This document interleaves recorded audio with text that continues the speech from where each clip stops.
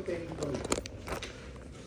Al estar en la zona retroperitoneal, cualquier patología infecciosa que comprometa al páncreas no va a producir peritonitis. No hay peritonitis con las enfermedades del páncreas. Pueden haber abscesos pancreáticos, quistes pancreáticos o la misma pancreatitis aguda de tipo infecciosa no llegarán a comprometer al peritoneo. El páncreas tiene una forma de una hoja, ¿no? Esta es la cabeza, todo esto es el cuerpo y la parte final, la cola. ¿Qué tipo de enfermedad es la pancreatitis? Es inflamatoria. Es igual que la apendicitis. Podemos indicar también igual que la colecistitis. Son enfermedades de tipo inflamatorio.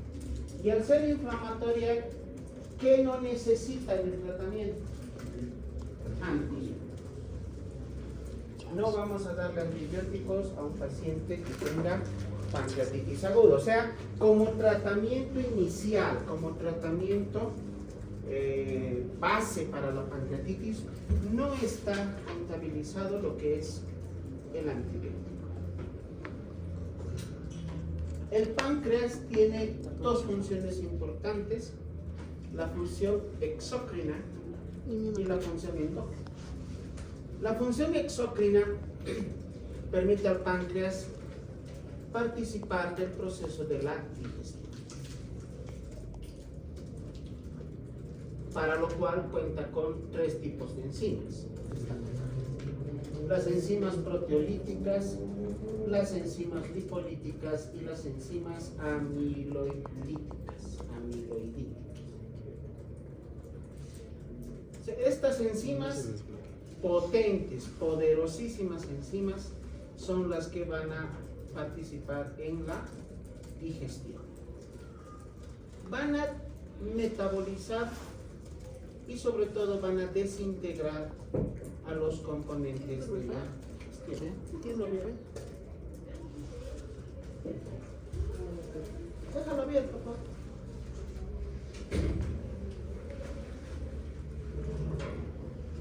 ¿Sobre qué estructura actúan las enzimas proteolíticas?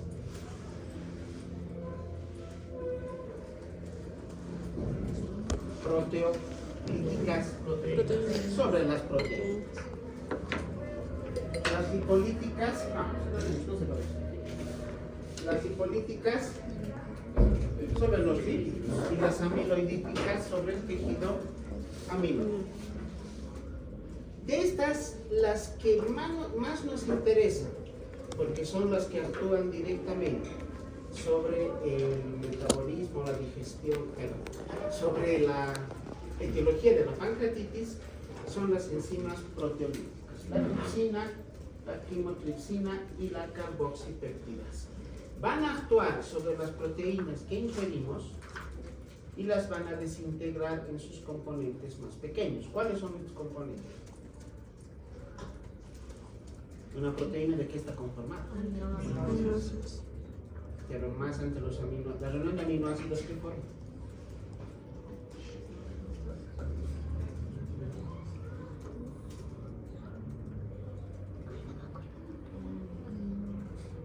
La reunión de aminoácidos forman péptidos. La reunión de péptidos forman cadenas polipeptídicas.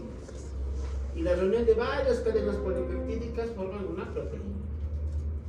Entonces, estas enzimas son las que van a llegar a producir la desintegración de las proteínas en sus elementos básicos, ¿no? Péptidos y finalmente en aminoácidos. Las enzimas lipolíticas, la lipasa, colesterol estereasa y la fosfolipasa, van a actuar con la desintegración de los lípidos. Y la amilasa, que es la enzima amiloidítica, que es la que desintegra al tejido amiloide. El páncreas endocrino tiene la función de secretar hormonas. ¿Qué hormonas secreta el páncreas? Insulina. Insulina Y glucagón. y glucagón. O sea, acá tenemos que ir ahora a las células beta de los islotes de Langerhans. Células especializadas encargadas de la síntesis de insulina.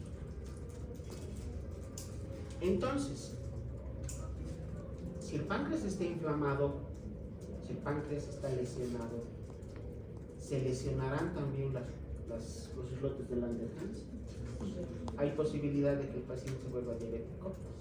Es una de sus complicaciones, posibles complicaciones. ¿Cómo actúa la insulina? ¿Cómo va a disminuir? Primero, ¿qué acción tiene la insulina? La absorción de No es azúcar. bueno, de la No es azúcar. glucosa. ¿Qué acción tiene sobre la glucosa? No se compliquen, es un facilito.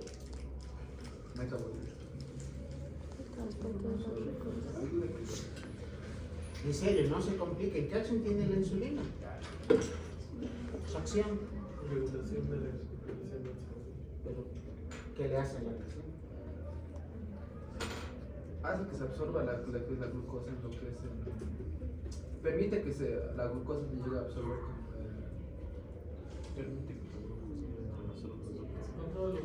Primero, la insulina disminuye los valores de glicemia, entonces no se compliquen, háganlo fácil. La insulina disminuye los niveles de glucosa. ¿Cómo? Ahora, ahí está la pregunta, ¿cómo?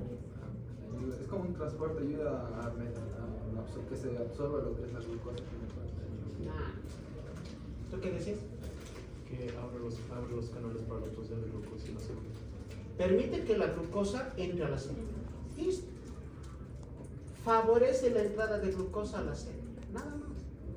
Al meter a la glucosa dentro de la célula, baja su nivel en plasma. Y por lo tanto, de esa manera, la insulina disminuye los niveles séricos de glucosa. ¿Qué hace el glucagón? ¿Qué acción tiene el glucagón? Otra hormona que es producida por el páncreas.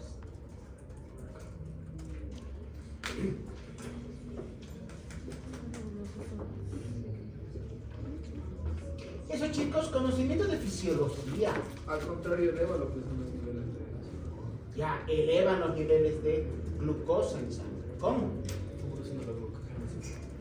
Sacando la glucosa de la célula y favoreciendo la glucogénesis.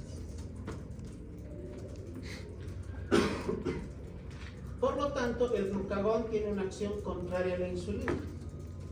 Y desde el punto de vista fisiológico, se la denomina como, o es parte de las llamadas hormonas contrarreguladoras de la insulina. ¿Qué hacen? Tienen una acción contraria a la insulina. ¿Cuáles son estas hormonas? Una es el glucagón, faltan dos más.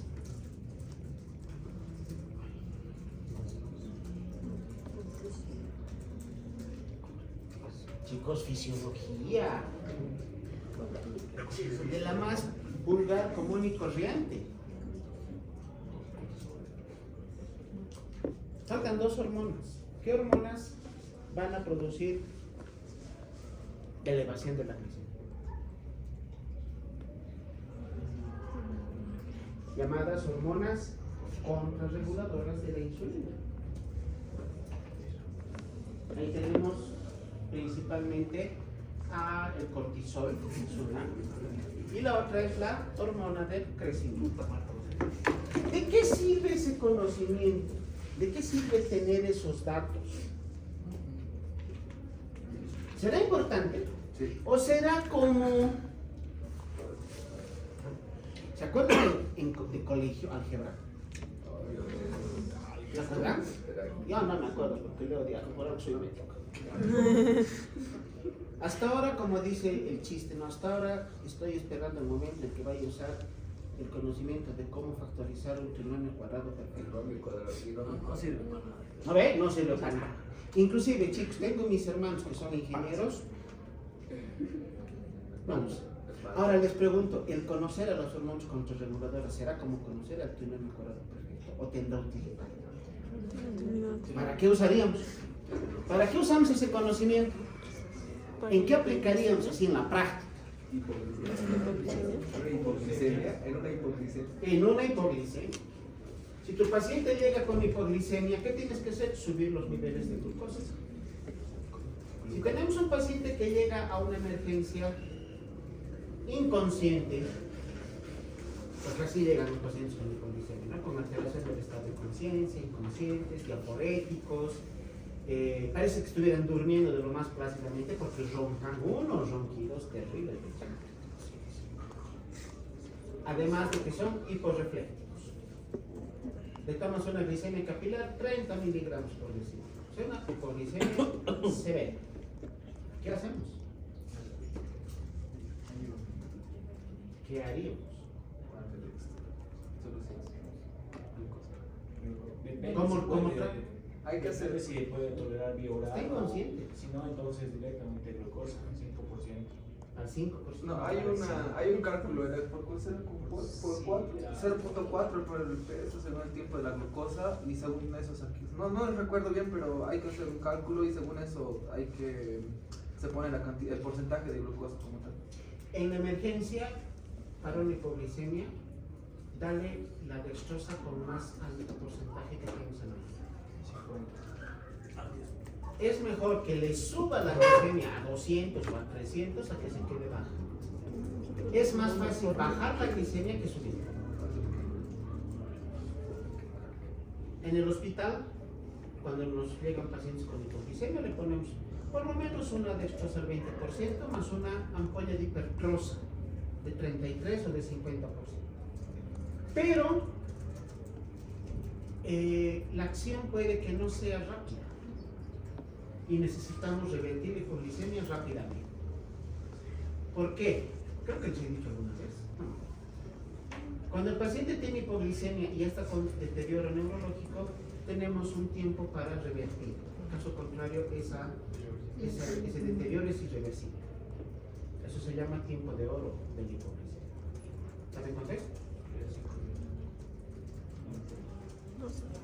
Son 6 horas. 6 horas tenemos para revertir. Entonces, para una acción rápida le daré dextrosa, pero puedo coadyuvar con una de las hormonas contrarreguladoras. ¿Cuál utilizaría? Glucagón no hay. A ver, anda a la farmacia a querer comprar glucagón, no hay. Hormona del crecimiento, no hay. Cortisol como tal, a ver, cortisol como hormona sintética, no hay. Entonces, ¿qué usamos? Nada, no, pues no podemos decir nada. Entonces, ese conocimiento es como el trinol. ¿Qué usaríamos? Porque no, ninguna de esas hormonas hay en el mercado farmacológico. No van a encontrar ninguna de esas. ¿Qué le doy? Como digo, no se compliquen, hagan la medicina fácil.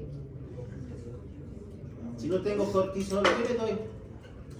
¿Algún corticoide? ¿Cuál? ¿Cuál corticoide le voy a dar?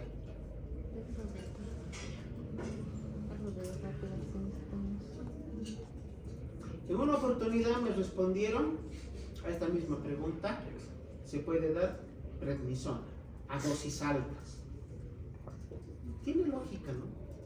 Mayor concentración de corticoide, mayor acción contrarreguladora de la insulina. ¿A qué dosis tendría que darle la prednisona? ¿Conocen las dosis? ¿Conocen? En reumato han llevado, seguro, segurísimo. 0.5.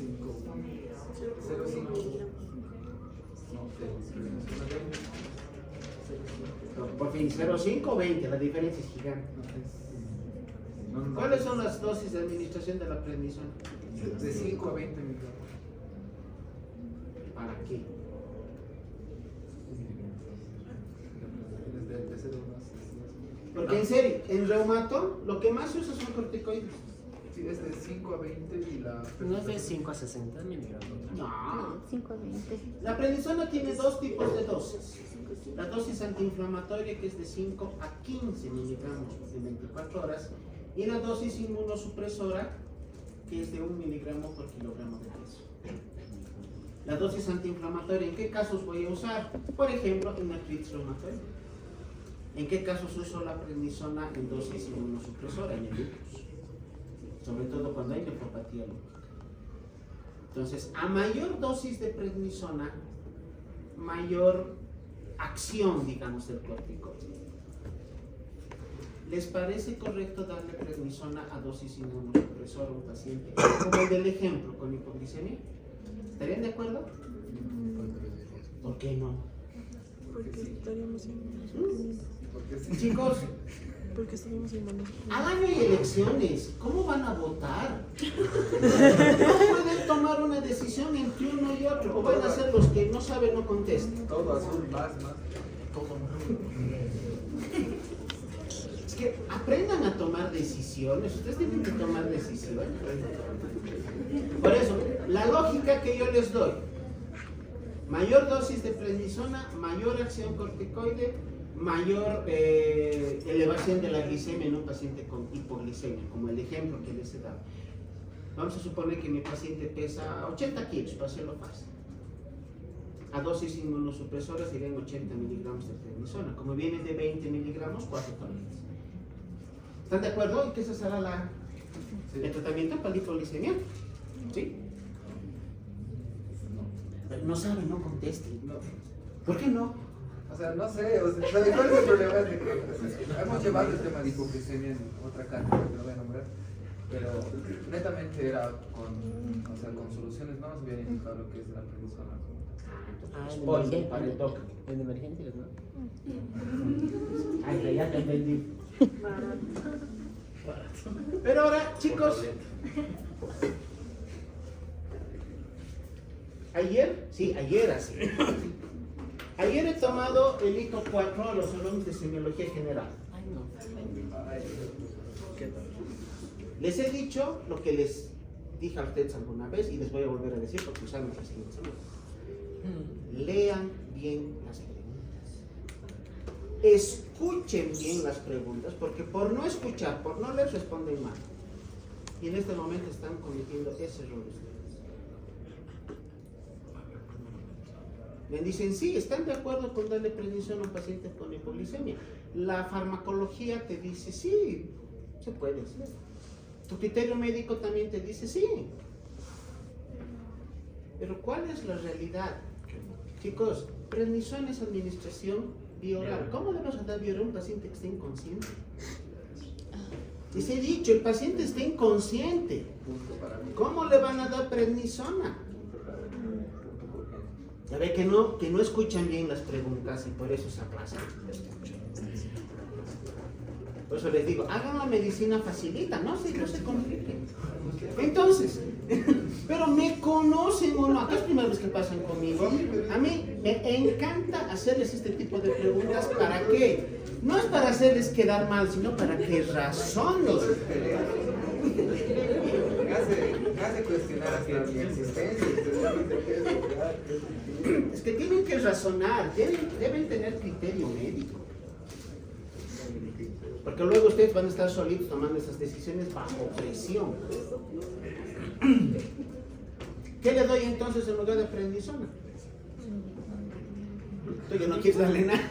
No sé la solución. ¿Encuentrosa? Fuera de la dextrosa. Tengo que darle un corticoide. ¿Cuál? Uno de acción rápida. ¿Cuál? Dexametasona. No, la de la dex es de acción intermedia. Hidrocortisona de acción rápida. ¿Cuándo? La dexametasona. ¿De cuánto viene el hidrocortisona? De 100 miligramos. Hasta ahí llega su farmacología, no pues. De 100 miligramos. De 100 miligramos. Ese, chicos, les va a ayudar a salvar a una persona que es realmente mágico. No se imaginan. Ese paciente está como muñequito de trapo, roncando, diaforético. Le ponen la dextrosa, la maslitotrosa, le ponen una hidrocortisona de 100 miligramos. No pasan, les exagero, 5 minutos y se despierta como si hubiera dormido toda la noche, no se acuerda de nada. Y recupera por completo todas sus funciones cerebrales. No se olviden que el cerebro funciona con dos cosas: glucosa y oxígeno. Con cualquiera que le falte, el cerebro se apaga. Pero le vuelves a dar y vuelves a prender el interruptor y se prendió como si nada. ¿Para qué toda esta colación con el tema de pancreatitis? Porque si el paciente tiene lesión a nivel pancreático, no solamente habrá una alteración exócrina, también va a haber una alteración endócrina importante, muy importante, que puede llevar al paciente a la diabetes. ¿Y este paciente por qué se puede complicar? Por hipótesis. ¿Cuál es el principal factor de riesgo para la diabetes? ¿La obesidad? No. Hipertensión. Ah, el factor genético. El factor genético es el más importante. Tener ascendencia con papás, abuelos, tíos diabéticos te da una gran probabilidad de ser. Era para los dos tipos de diabetes. Para los dos. Pero en estos pacientes, con pancreatitis, no hay el antecedente familiar, no hay el antecedente genético. Directamente el paciente debuta con pancreatitis aguda y secundariamente hace una diabetes. Bueno, volviendo al tema. ¿Qué es la pancreatitis aguda? Un proceso inflamatorio agudo del páncreas. ¿Cuál es la causa? La acción de las enzimas digestivas sobre el mismo páncreas. A ver, volveremos aquí. Aquí tenemos el dibujito del páncreas. Sí. Esta línea verde es el conducto de Wilson. Este de acá. Entonces, todo lo que se forman, estas enzimas proteolíticas, pasan al conducto de Wilson, tienen que llegar hacia el duodeno y desembocar junto con el colédoco a través del esfínter reol. Si hay un cálculo que está bloqueando esta salida, ¿qué pasa con estas enzimas pancreáticas? Llegan hasta el punto de bloqueo y Se activan. refluyen media vuelta al interior del páncreas. Como no tienen sobre qué actuar, y ya están activadas estas enzimas, ¿sobre qué van a actuar? Sobre las mismas células pancreáticas. ¿Qué va a ocasionar eso? La autólisis pancreática, la autodigestión del páncreas. Irónico, pero el páncreas se destruye a sí mismo, se autodestruye. Entonces, en la definición de la pancreatitis aguda, este proceso inflamatorio es desencadenado por la activación de las enzimas pancreáticas, sobre todo las enzimas proteolíticas, lo cual va a producir lesión tisular y una respuesta inflamatoria local muy importante. Todo esto va a llevar a una presentación clínica que se caracteriza. ¿Por qué? ¿Cuál es el principal síntoma de la pancreatitis? Dolor. Si me dicen dolor, puede ser dolor de la uña. Cintura. Dolor abdominal. ¿En? Emi. No es en cinturón. Emi. Cinturón. Principal causa entonces, principal etiología para la pancreatitis aguda. Los cálculos a nivel de piel. Hemos visto el tema de colelitiasis. ¿Cuál es la principal complicación de la colelitiasis? La colecistitis aguda y la... No. ¿Qué tiene que ver la vesícula que está a un lado con el páncreas que está por el otro? Las principales complicaciones de una colelitiasis son la colecistitis aguda y la coledocolitiasis. Complicación de la coledocolitiasis, la pancreatitis aguda. Entonces, en la etiología de la pancreatitis vamos a indicar que la litiasis biliar es la más importante, seguida de la causa alcohol, consumo de alcohol. Entre ambas, más del 80% de las causas etiológicas de pancreatitis. Pero también tomemos en cuenta la hipertrigliceridemia, hipercalcemia, algunos fármacos, picaduras de insectos, picaduras de artrópodos como el escorpión, picaduras de arañas, sobre todo esto cercano a nivel de los yungas. A todo esto se conoce como las causas tóxico-metabólicas. Las mecánicas aquí están, litiasis, obstrucción del papilo, todo lo que hemos visto en día de hoy. Otras causas, isquemia. Isquemia por lesión a nivel de los capilares pancreáticos. Cuadros infecciosos. Causa hereditaria congénita muy rara, post-RSP. ¿Saben ya qué es la RSP? Y les había dicho justo en la clase anterior que una de las complicaciones de la ERSP es la lesión del colédoco, lo cual puede llevar a obstrucción, como si fuera un cálculo, pero es un proceso de estenosis que nos va a producir pancreatitis. Causa autoinmune y la fibrosis quística pancreática, todas estas muy poco frecuentes. Entonces, indicaremos, miren en esta gráfica, aquí está la piedra que está obstruyendo al colédoco que está acá y al conducto pancreático que está aquí. El líquido pancreático tiene que salir del páncreas, pero no puede hacerlo. ¿Qué va a ocasionar? Aumento de presión dentro de los conductos pancreáticos. Esto se llama hipertensión ductal, no es hipertensión portal. No sé por qué se equivoca, se confunde. Hipertensión ductal. Secreción constante de las células pancreáticas a un conducto pancreático que está obstruido.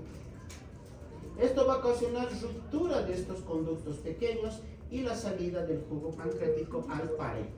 Y finalmente, el jugo pancreático en el interior del parénquima va a ocasionar destrucción de las células, o sea, autólisis o autodigestión pancreática. Todo esto favorecido por un pH de 7. O sea, un pH con 7, ¿cuál sería el pH? Con 7, 7.0. Porque dice el pH de 7 en el intersticio favorece la activación de las enzimas proteolíticas. Es un pH ácido. Todo lo que está por debajo de 7.4 es ácido. Encima de 7.4 es alcalino. Bueno, ahora la parte interesante para nosotros. La pancreatitis aguda se puede presentar en dos modalidades. Pancreatitis aguda edematosa o intersticial y la pancreatitis necrohemorrágica. Quisiéramos encontrar a los pacientes acá, en esta fase, en la pancreatitis edematosa. En algún momento les había dicho, les vuelvo a repetir, porque tienen que conocer la magnitud de la gravedad de esta patología. Les había dicho que el doctor Torrico le tiene terror a la pancreatitis, ¿ven? Por la gran mortalidad que tiene la pancreatitis.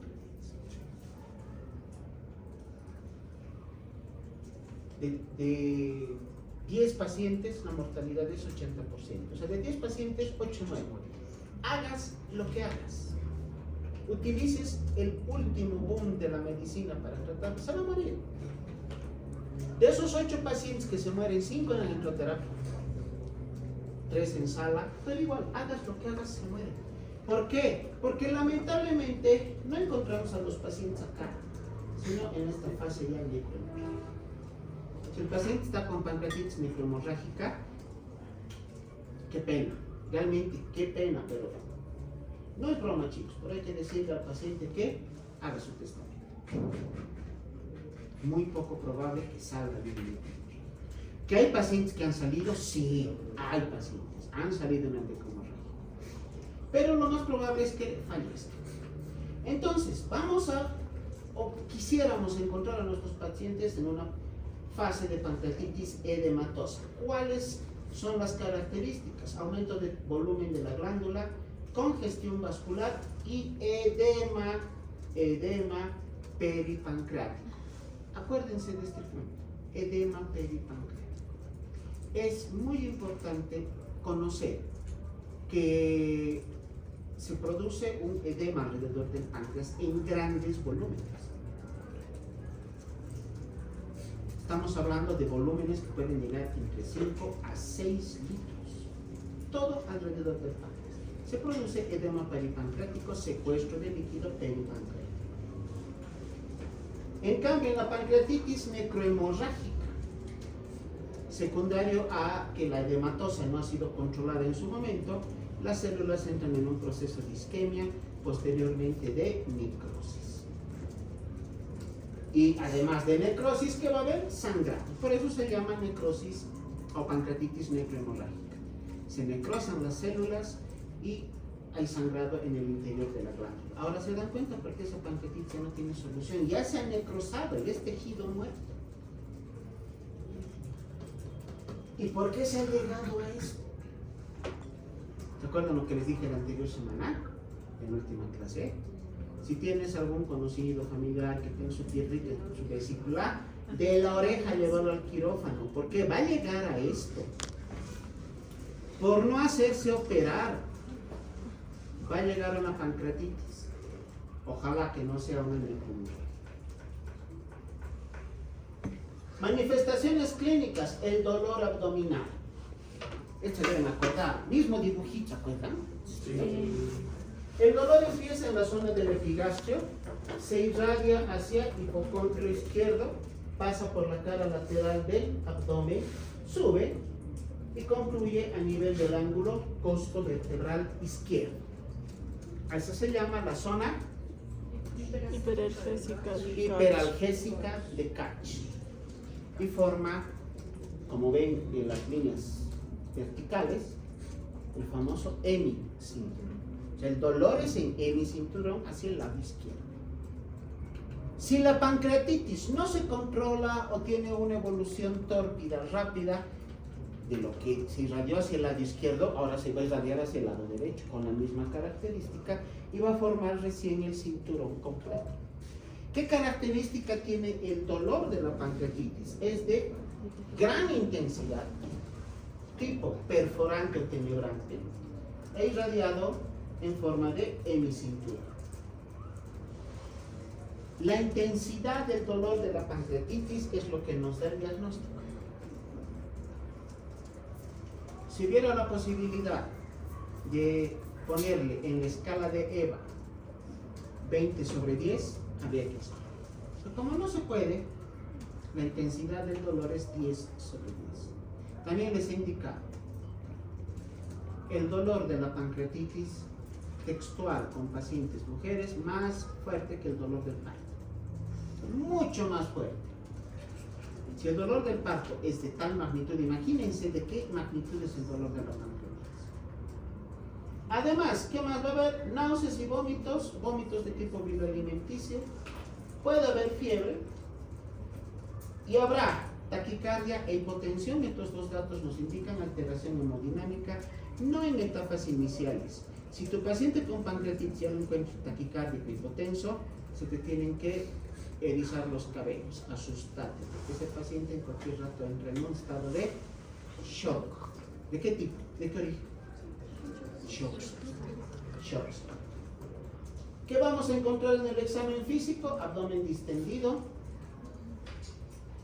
disminución de los ruidos intestinales y estos signos típicos. ¿Qué se llama este de acá? ¿Qué se llama? ¿Signo de? No. La equimosis periumbilical se llama signo de Cullen. Y la equimosis en flanco izquierdo, signo de Great Horn. No esperemos encontrar estos dos signos en un paciente con pancreatitis aguda leve. Solamente los vamos a encontrar en el caso de que sea una pancreatitis necrohemorrágica. Hemorrágica, por eso hay equimosis. ¿Cómo hacemos el diagnóstico? Cuadro clínico característico, dolor abdominal que empieza en epigastrio, irradiado hacia el ángulo costovertebral, siguiendo la zona hiperestésica de Koch, presencia de náuseas, vómitos de tipo bilioalimenticio, fiebre en algunas circunstancias. En el examen físico esperamos encontrar abdomen distendido y los ruidos hidroaéreos con peristaltismo hipoactivo. En casos más severos, datos clínicos de alteración hemodinámica con hipotensión y taquicardia, y finalmente los signos de Cullen y de Great Horn. Posteriormente pasamos a realizar los estudios de laboratorio y los estudios de gabinete. ¿Qué vamos a solicitar como pruebas laboratoriales? La amilasa y la lipasa son las dos enzimas que podemos dosificarlas en el laboratorio, que nos ayudan muchísimo con el diagnóstico de pancreatitis aguda. La amilasa tiene una sensibilidad y especificidad altas, pero la lipasa es mucho mejor. Fíjense los valores que tenemos. Lo malo es que la lipasa puede tardar varios días en volverse positiva. En cambio, la amilasa lo hace a un lapso más corto de tiempo. A ver, vamos a solicitar un hemograma. ¿Qué vamos a ver del hemograma? ¿Qué nos interesa? Principalmente los leucocitos. ¿Cómo estarán los leucocitos? Súper elevados.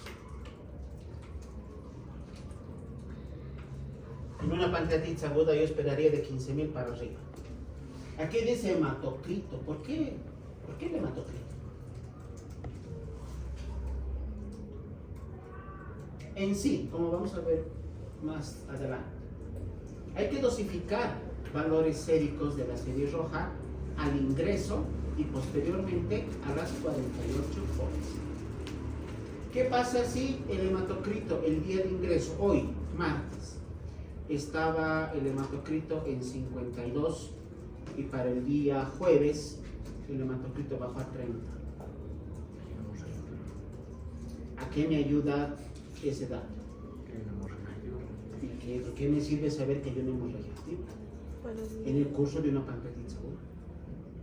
Para diferenciarlo. Para saber en qué fase está. Porque seguramente en 2 días se ha vuelto necrohemorrágica. En 2 días. Entró como aguda. Si su hematocrito ha bajado, ya es necrohemorrágica. Necrohemorrágica. A ver, en el ionograma. ¿Qué alteración tendremos en el ionograma? ¿O no habrá alteración? Por los vómitos puede llegar a ver lo que es una disminución del sodio. Muy bien. El paciente está vomitando. Tiene vómitos abundantes, usualmente son vómitos incoercibles.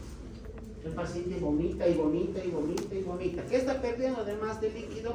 Sodio y potasio. Dato importante para el tratamiento. Entonces, vamos a solicitar la dosificación del ionograma. En el ionograma vamos a encontrar hipocalemia e hiponatremia en distintos grados, dependiendo de la cantidad de electrolitos que se llevan. Y además dice ahí abajo, realizar una gasometría para determinar si hay una alteración en el equilibrio ácido-base. ¿Qué alteración ácido-base encontraríamos en un paciente con pancreatitis?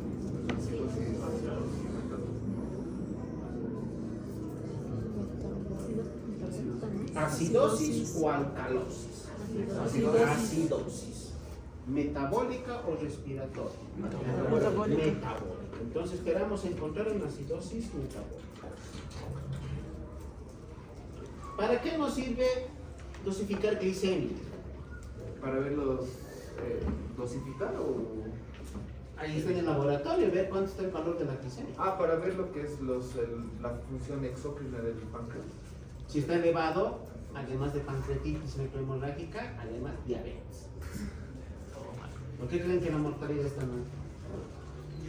Si el paciente tiene elevación de las pruebas funcionales renales, ¿qué conclusión sacamos?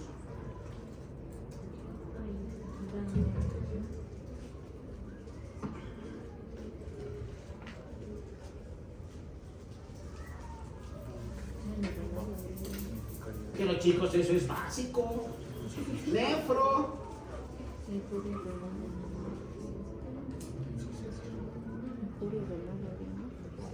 Ay, así. Me voy a quejar entonces con la doctora Aguilar.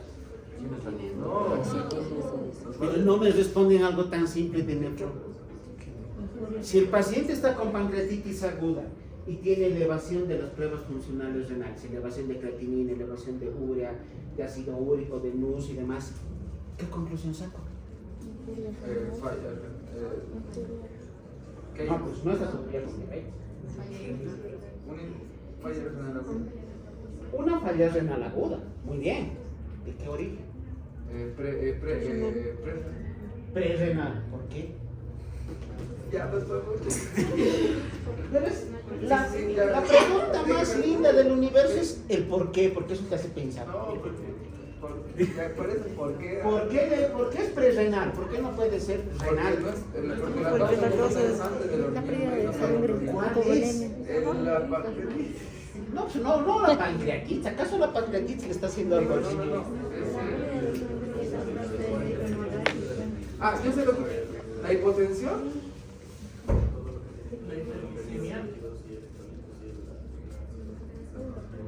La acidosis no. Por la hipotensión que llegar a producirse lo que. Más antes nos ha mencionado que puede llegar a ver lo que es una hipotensión. Ya. Y como hay una hipotensión, hay una buena. Hay hipotensión, muy bien. ¿Qué hace la hipotensión? Disminuye el volumen de sangre que llega a la nefrona, disminuye el filtrado glomerular. ¿Qué va a hacer? Disminuir el volumen urinario y por lo tanto disminución de la eliminación de compuestos azuados. Con eso, elevación de creatinina, elevación de ácido úrico. Muy bien. ¿Y por qué la hipotensión? Ahí es por la parte. Por el sangrado que puede llegar a presentar. Y si no es nefrohemorrágica, si solo es aguda, si solo es edematosa, perdón. El mismo edema es lo que es la acumulación de líquido en el espacio. En tercer espacio. intersticial. En tercer espacio. Intersticial. ¿Dónde está ese líquido? Ahora en la pancreatitis. En el tercer espacio. O sea, ¿Dónde? En ese mucho En el abdomen. está alrededor del páncreas. Les he dicho, tomen en cuenta este dato, tomen en cuenta. Se está produciendo una acumulación de líquido en volúmenes importantes de hasta 6 litros. 6 litros de líquido peripancreático. ¿Qué va a ocasionar eso? Alteración de la volemia, disminución de la volemia, disminución del gasto cardíaco, disminución de la presión arterial. La hipotensión va a ocasionar disminución del filtrado glomerular, todo lo que hemos hablado, y elevación de creatinina. Chicos, lo que hemos hecho ahorita, este ejercicio, no es difícil. Y así tendrían que ser con cada uno de los síntomas o cada una de las alteraciones fisiopatológicas, de cada una de las patologías que conocen. ¿Saben por qué yo pienso así? ¿Quién me ha enseñado? ¿Me ha enseñado esto? No una persona, muchas. Me han enseñado a pensar, como me decían en un principio, así pienso en internet. Son mis profesores de la residencia. Ellos me han enseñado a tener este tipo de criterio que quisiera que ustedes tengan. El deshacer a lo más chiquitito todo lo posible para tener una base para lo que finalmente queremos hacer, que es curar a los pacientes, si es que se puede. Bueno, ¿qué más? Dice colesterol y triglicéridos. ¿Qué tendrá que ver el colesterol? ¿Por qué necesito dosificar colesterol?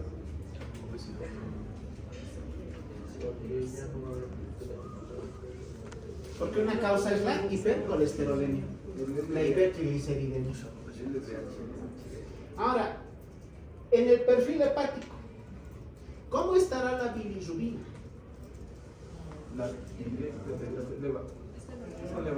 ¿Cuál? La directa. ¿Por qué? ¿Por qué la directa? ¿Por qué no la indirecta?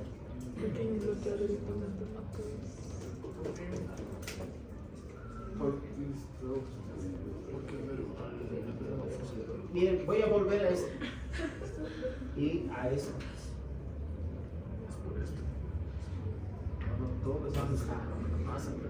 No, nos hemos perdido, nos hemos perdido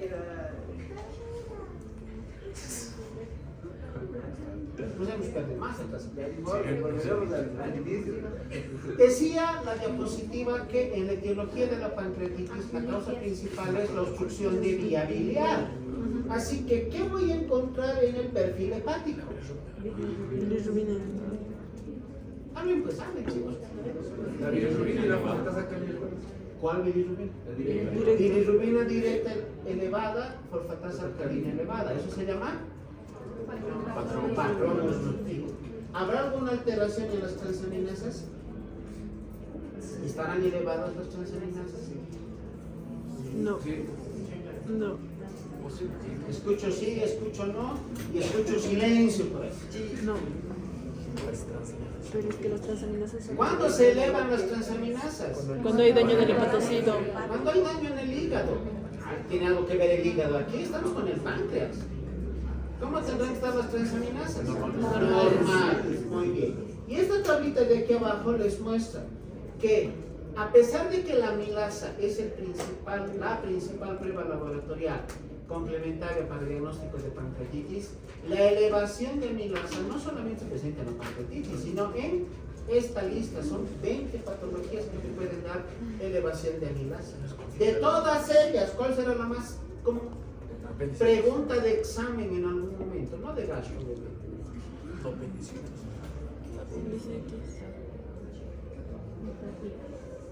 La pregunta, sí, hace un año, sí, un año. Pregunta de examen para ingreso a internado era. Puede responder la pregunta. ¿Puede repetir la pregunta, por favor? Puedo responder la pregunta. ¿Puede repetir la pregunta? ¿Qué patología produce elevación de la amilasa fuera de la pancreatitis aguda en primera instancia? La parotiditis, la papera. ¿Por qué? Porque la saliva también tiene amilasa. Porque el proceso de digestión de las proteínas entonces empieza desde la boca.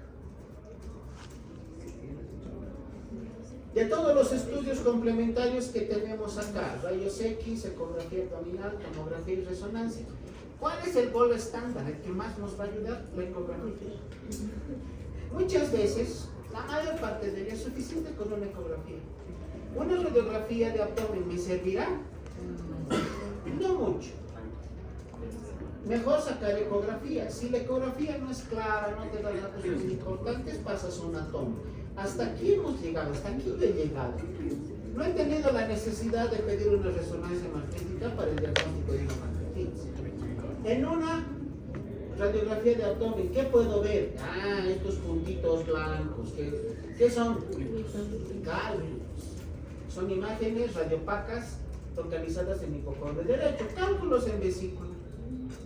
Pero no siempre se va a ver así, aunque el paciente tenga litiasis. ¿Por qué? Porque la composición de los líquidos no es la misma. Porque ¿cuál es la composición más común? Calcio. Colesterol. La principal composición de los cálculos es colesterol. El colesterol en la radiografía no se ve, pero si son de calcio se lo va a ver así. Entonces dices, aquí hay cálculos en vesícula. Si estoy en el estudio de un paciente con pancreatitis, pues uno de estos calculitos se pudo haber salido y obstruir aquí el coledo. Se ha inflamado el páncreas. ¿Y qué vemos aquí? Una obstrucción o parálisis intestinal, lo que se llama íleo. Es un íleo regional que está como protegiendo al páncreas para evitar que la infección se disemine. Entonces vamos a ver un íleo regional, pero es lo más que puedo ver en una radiografía. No sé si el páncreas está grande, está pequeño. ¿Para eso qué pido? Eco. Aquí está la cabeza, el cuerpo y la cola. Otra ecografía donde nos muestra lo mismo. Cabeza, cuerpo y cola. ¿Qué puedo ver en estas ecografías? Uno, aumento del tamaño de la glándula. ¿Qué más llama la atención? A ver, usted ya lleva imagenología, enseña. Han llevado. En quinto semestre han llevado. Han llevado en quinto semestre, así que no me la charlen. Emergencias no. Anita. Emergencias no ¿Saben? sabemos. De los errores uno aprende, ¿no ven? A los alumnos de semiología general les he enseñado a interpretar radiografías de tórax, como a los alumnos de semiología diferencial les enseño a interpretar tomografía. ¿Ven? Bueno. Pero para que me entiendan, yo les hablo pues con términos sencillos. ¿Quién puede responder de ustedes? A ver, ¿cuál es el signo radiológico patognomónico de una neumonía? No. De una neumonía común y corriente, ¿cuál es el signo radiológico? El broncograma. El broncograma. Es facilito. Pregunta que hace de examen ayer para semiología general. Y cuando les pregunto cómo se describe un broncograma aéreo, ¿qué me han respondido? Son puntitos blancos y negritos. Yo les explico de esa manera. Les he dicho, para que entiendan, el broncograma aéreo es una mancha blanca grande con puntitos negros en su interior que corresponden a los alveolos que están sanos. Pero en términos radiológicos se interpreta como una imagen radiopaca y en el interior imágenes radiolúcidas más pequeñas. Pero la respuesta del examen se ven como puntitos blancos y negros. Así me han respondido. Ustedes sé que no me van a responder así. ¿Qué hay en esa ecografía? A ver. Hay algo importante en esta y en esta. Por eso se ha puesto estas dos ecografías.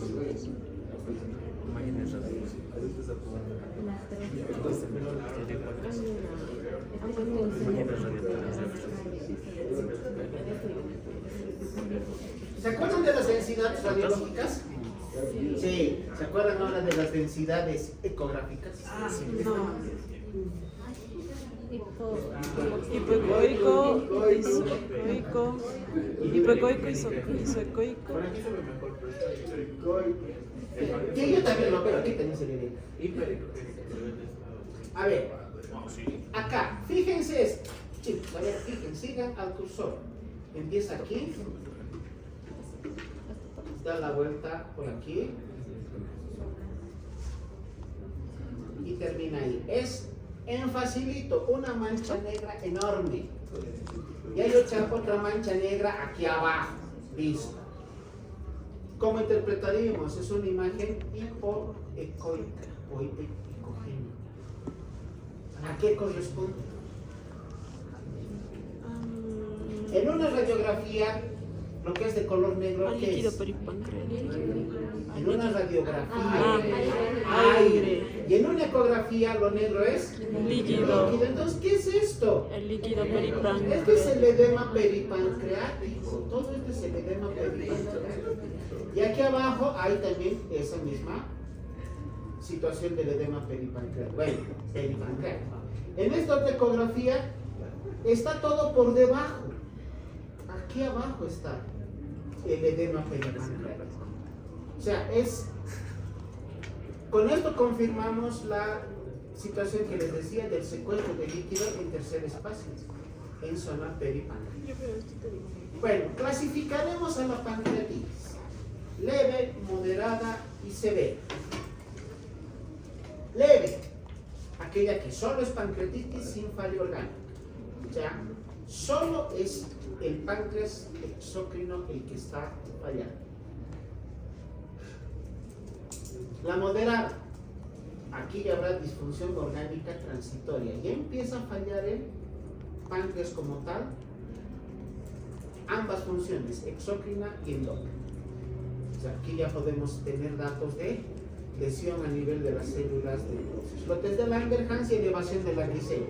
Pero para que sea moderada, menor a 48 horas. Eso significa que es reversible. Y la grave, esta función orgánica persiste más allá de las 48 horas. Ese dato de las 48 horas es clave para nosotros. En la pancreatitis aguda leve no hay necrosis. Tampoco hay FO o FOM.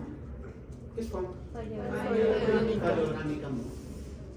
En la pancreatitis aguda moderada ya habrá necrosis, pero el páncreas todavía, o sea, habrá necrosis pancreática, pero todavía estéril, solo es necrosis. Y ya existe falla orgánica transitoria. En la aguda grave hay necrosis, pero esa necrosis ya se ha infectado. Aquí arriba no había infección.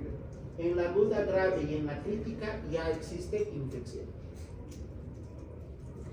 sea, mientras más tiempo se tarde en tratar una pancreatitis, de lo que era algo relativamente más leve, rápidamente se convierte en algo severo. ¿Qué vamos a utilizar para poder dar el pronóstico de la pancreatitis? Porque es lo más feo que les va a pasar a ustedes. Que venga un familiar y te diga, doctor, mi papá se va a salvar. ¿Cuándo le van a dar de alta? Y que tú tengas que decirle, ¿sabe que ella es hemorrágica? Preparen su velorio. Es que es así, chicos. Parece muy ridículo hablar de esa manera, pero la realidad es esa. ¿Cómo podemos determinar el pronóstico del paciente? Tomemos el índice PISA. Variables, tome en cuenta la urea, más de 25 miligramos, alteración del estado mental. ¿Qué es el SIDS?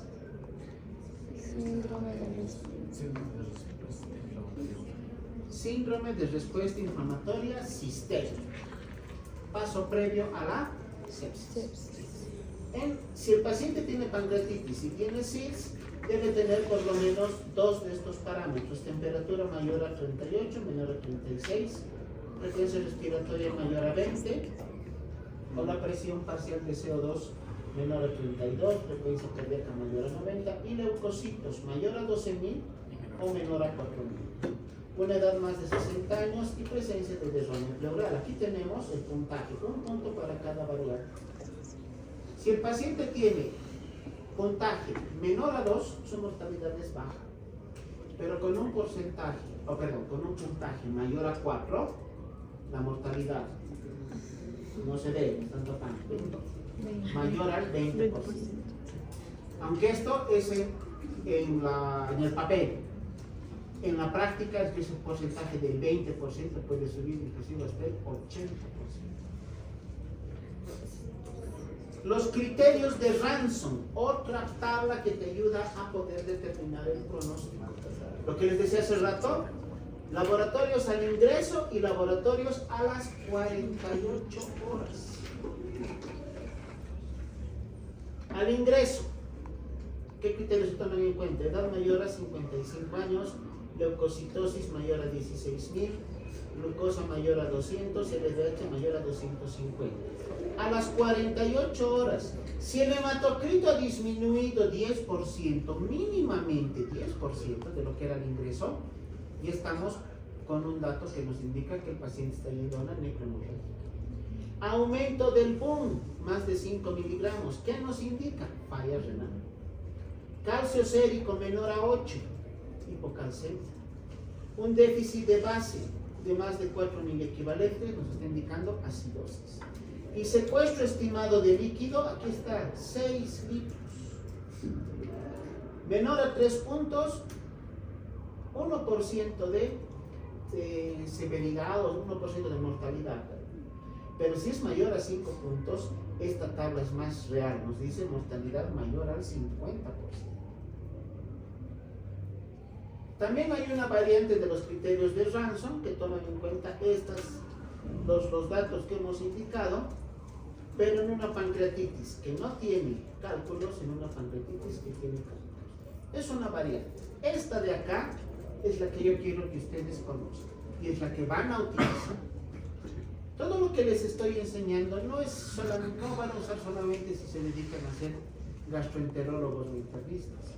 El médico general debe tener este conocimiento. Complicándonos aún más. Los criterios de Apache. Lo bueno para ustedes, lo bueno para el médico general, es que estos criterios de Apache son casi exclusivos de uso en terapia intensiva, donde ni siquiera el internista es exclusivo para el terapista. Tiene todas estas variables, aquí están las tablas de puntaje y demás. Esto nos indica cuáles son la probabilidad también de sobrevida del paciente. ¿Para qué nos va a servir una tomografía en una pancreatitis? Sobre todo para sacar el índice de validación. Estos datos son exclusivos tomográficos. Páncreas normal, aumento de tamaño pancreático, inflamación peripancreática, colección líquida única o dos o más colecciones líquidas. Aquí está el puntaje. Índice de severidad de 0 a 3, pancreatitis leve, de 4 a 6, pancreatitis moderada, de 7 a 10, pancreatitis severa. Baltasar entonces solamente se saca con tomografía. Si un paciente está con pancreatitis aguda y ya tiene datos de SIRS, síndrome de respuesta inflamatoria sistémica, o de falla multiorgánica, presenta cualquiera de estos criterios que están aquí abajo, que son los que hemos mencionado hace rato. Chicos, en serio, asústense. Asústense ese rato, actúen de inmediato. Tu paciente se te va a morir. Puede ser en un lapso de 48 a 72 horas. Y no hay nada que puedas hacer si no actúas inmediatamente. Por lo tanto, para evitar eso, dice valoración clínica crucial en las primeras 72 horas. Si es posible, duerme al lado de tu paciente. Quédate a su lado, evalúalo cada momento, manténlo monitorizado, evalúa signos vitales, evalúa diuresis, estado de conciencia. ¿Para qué? Para en algún momento tomar o encontrar algún dato precoz de un síndrome de respuesta inflamatoria sistémica. Porque el SIS precede al fallo orgánico, a la falla multiorgánica. Así que si tu paciente con pancreatitis ya tiene SIRS, haces algo o de aquí a unos días va a haber velorio. Depende de ti, solo depende de ti.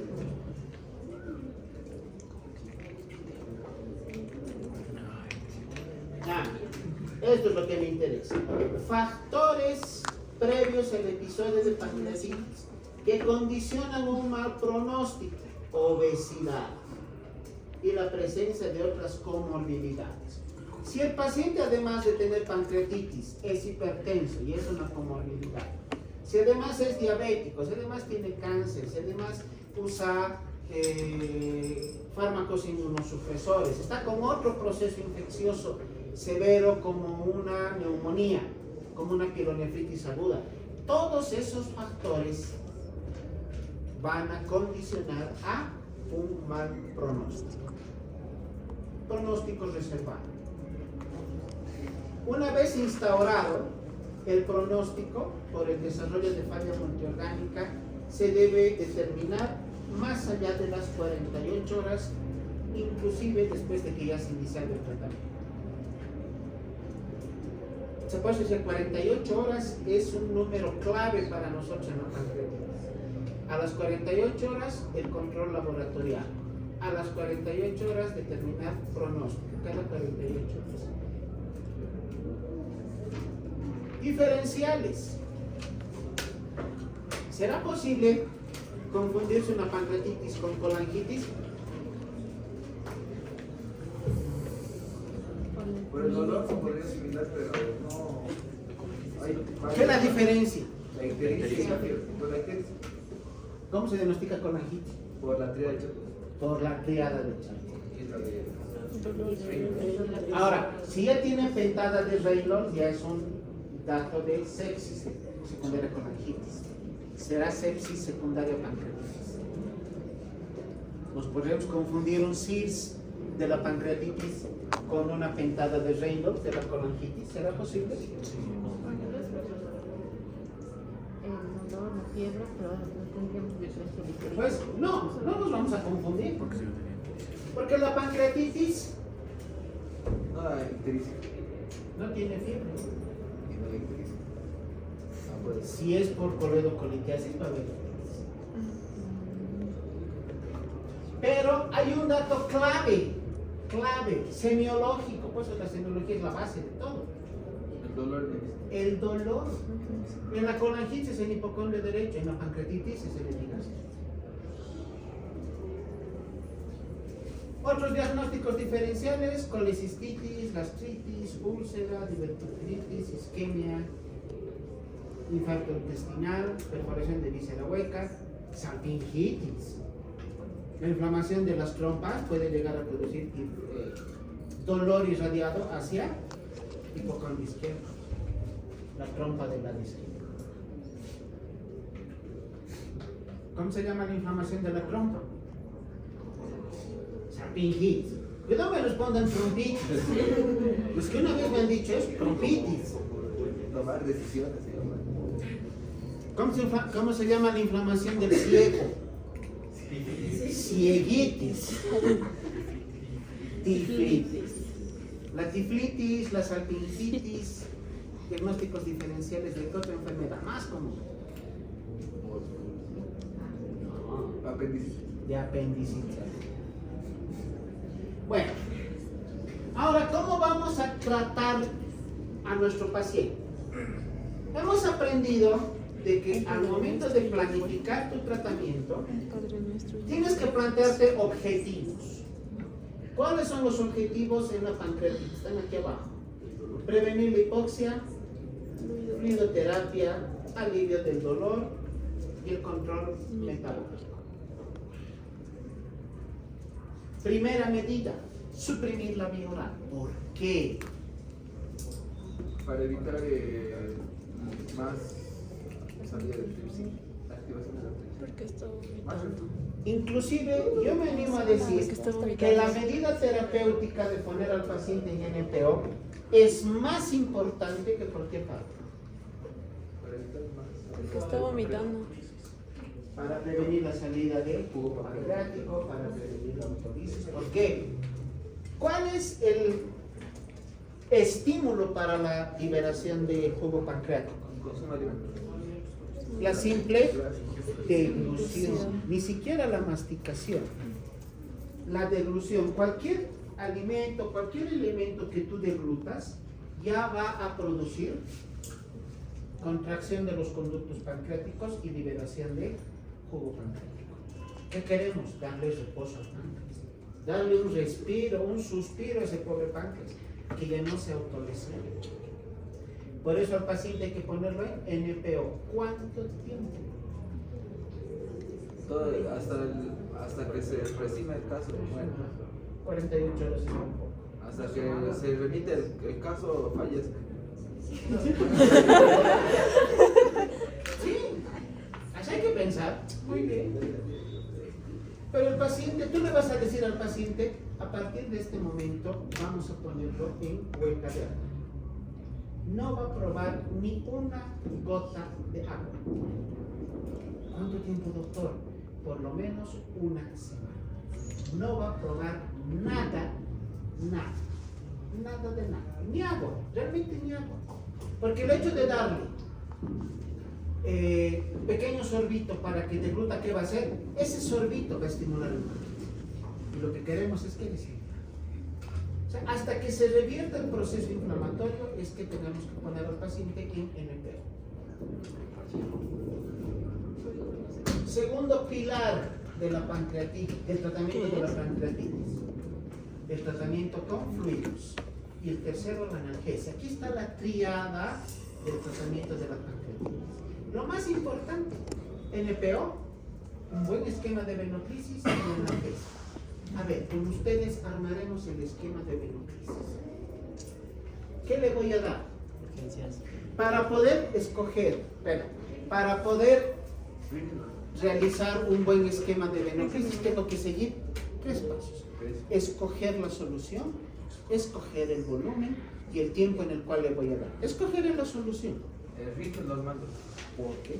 Porque como está con vómitos y demás, ha existido lo que es pérdida de electrolitos y el rigen normal cubre lo que es, tiene sodio y potasio, podríamos cubrir eso. Hace rato dijimos que en los estudios del laboratorio, ¿qué vamos a encontrar? Hipocalemia y hiponatremia. Hay que revertir el proceso de alteración, dándole una solución que tenga Sodio y potasio. potasio y sodio. ¿El fisiológico me ayuda? No, solo tiene sodio. Así que le daré una que tenga potasio. ¿Cuál? Rigen normal. ¿Y por qué no lactato? Porque la Porque la lactatina también lactatina. es para revertir lo que es una acidosis. ¿Qué tiene el paciente? Ah, Por eso hace rato les he dicho, tomen en cuenta todos estos datos. El paciente con pancreatitis ya va a tener acidosis metabólica. Así que escogeré la solución. Ringer-lactato. El Ringer-lactato se utiliza para un paciente que tiene deshidratación severa, pero en este caso para una pancreatitis aguda de elección Ringer-lactato. Ya, no tengo porque estoy haciendo mi provincia en el último rincón del mundo. Solo tengo normal, ni modo, dale lo que tengas. Pero si tienes para elegir, dale Ringer, le das. extrosa. Ahora, escojo la solución. Segundo punto, escoger el volumen. ¿Qué cantidad le voy a dar? Por el peso, hay que hacerlo por 30. A ver, mi paciente pesa 80 kilos. 3 por 8, 24. No es por la deshidratación. De seguro. 2400 meses su requerimiento. Estamos calculando. Por 30, usted nos ha dicho ya por 30. Yo no les he dicho nada. El práctico nos da Por 30, 40 semanas. Es según la deshidratación. Es según la deshidratación del Estamos paciente. haciendo un cálculo. Si es con 30, a ver, si es con 30 le estoy dando requerimiento. Basal.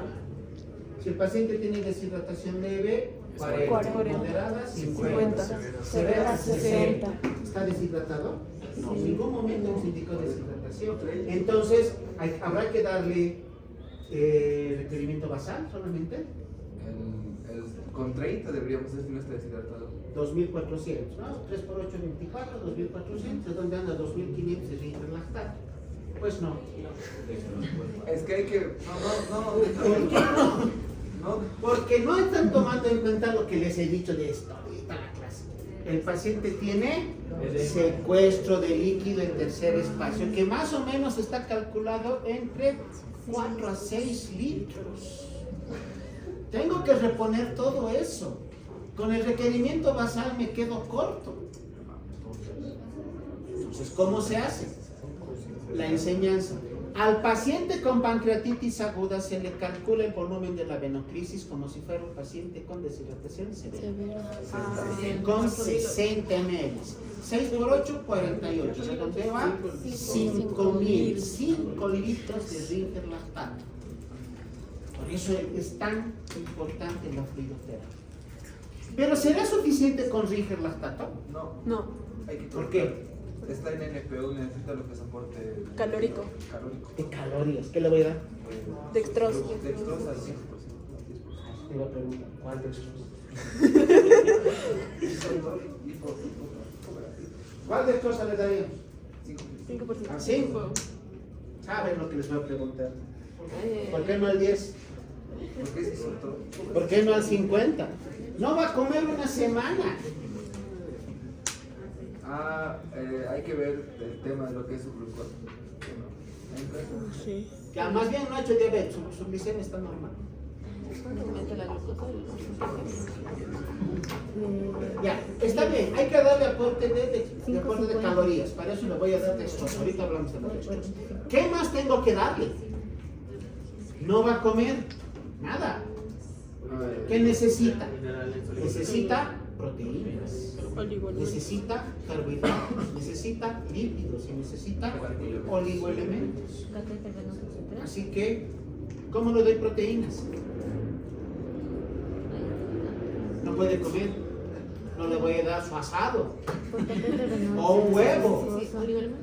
¿Qué le voy a dar para darle proteínas? Concentrado de aminoácidos, se llama un frasquito, aminoplasmal, en frascos de 500 ml. Para darle lípidos, ¿qué le voy a dar? Concentrado de lípidos, que se llama lipofundin, en frascos también de 500 ml al 20%. ¿Cómo le voy a dar? Vitaminas, oligoelementos.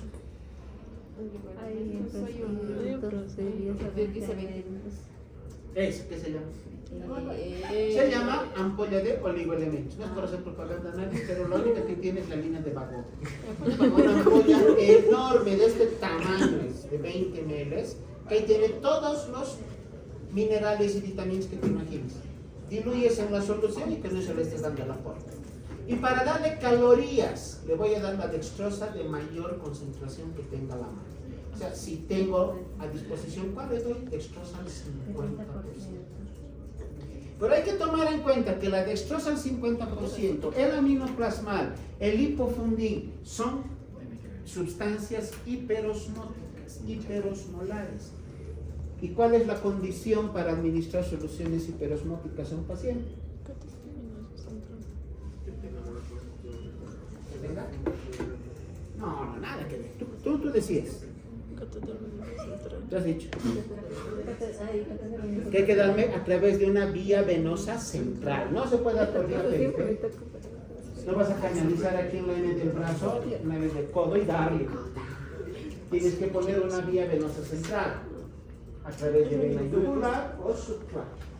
Y como vamos a mezclar aminoácidos, lípidos, dextrosa al 50%, oligoelementos y alguna otra cosa que se te pueda ocurrir, a todo eso se le llama NPT, nutrición parenteral total.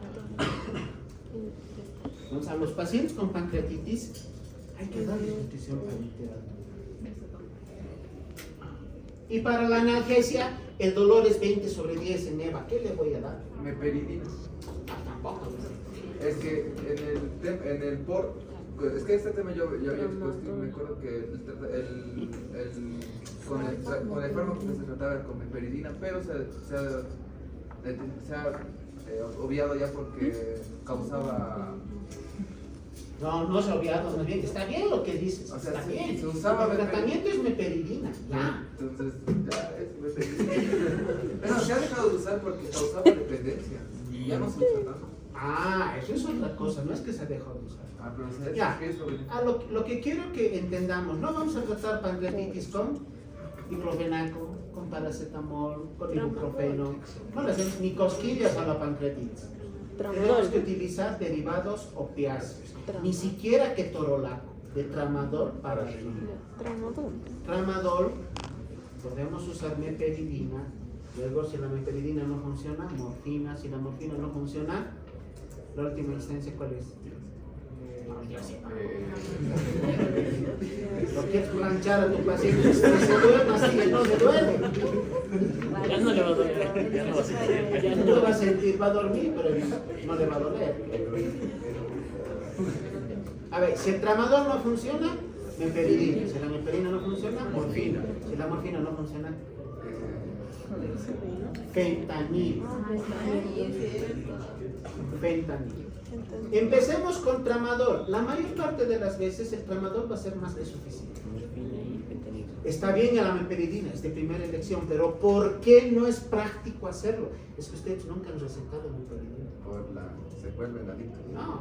Bueno, tienes razón, es un fármaco que causa dependencia. Y eso también, porque dilata lo que es el conducto, No dilata. entonces Es lo contrario. Todos los opiáceos Marzo. cierran el conducto de Odis. Hay un cálculo, no se va a eliminar. Pero no es esa la causa. No, les digo, es más que todo tipo administrativo. Al ser la meperidina un fármaco que causa dependencia y una dependencia terrible como la cocaína, el recetar es una odisea. Para recetar meperidina se necesita un recetario especial que se llama recetario valorado, autorizado por el Ministerio de Gobierno, donde tiene una partecita donde pones meperidina de 100 miligramos, cuánto quieres darle. Te preguntan hasta qué has comido ese día, todos los datos del médico, todos los datos del paciente, hasta qué número de zapato calzas que tú tienes en las dos copias. Y la otra situación, no la recetan los médicos generales, no hay autorización del Ministerio de Gobierno, del Ministerio de Gobierno, ni siquiera de Salud, del Ministerio de Gobierno. Solamente la pueden recetar los especialistas que tengan matrícula de especialista. Entonces, meperidina es muy buen medicamento, pero en la práctica imposible. Así que mejor darle tramadol. Entonces, triada, chicos, del tratamiento: NPO, un buen esquema de venoclisis y la analgesia. Ahora, en eso del esquema de venoclisis, ¿cuánto habíamos calculado? 5 litros. ¿Verdad? Esos 5 litros tengo que dividir un tanto para el rigerlactato, otro tanto para la dextrosa, otro tanto para el aminoplasmado, otro tanto para el lipofundin. En total, con todo lo que le dé, tiene que ser 5 litros. O sea, dar nutrición parenteral es otro tema. No, matemática no. Es otro tema que por falta de tiempo no les damos. En algún momento, pero ojalá que podamos. Al paciente está vomitando. Sonda nasogástrica. Control metabólico. Control de todo lo que son las alteraciones electrolíticas. Todo el control, sobre todo de la glicemia. Medidas generales: control de ingeridos y eliminados, control de signos vitales frecuentes. Les dije, si puedes dormir al otro paciente, hazlo. Si algún rato se descompensa, enciende las alarmas. Aquí está el NPT, el soporte nutricional, la nutrición parenteral. El control metabólico. ¿Qué pasa si tu paciente está recibiendo dextrosa al 50% durante 7 días? Le va a subir la glicemia. Aunque no sea diabético, eso no significa que sea diabético. Porque para diagnosticar diabetes no se diagnostica con una glicemia elevada. ¿Cómo se diagnostica diabetes? Una diabetes.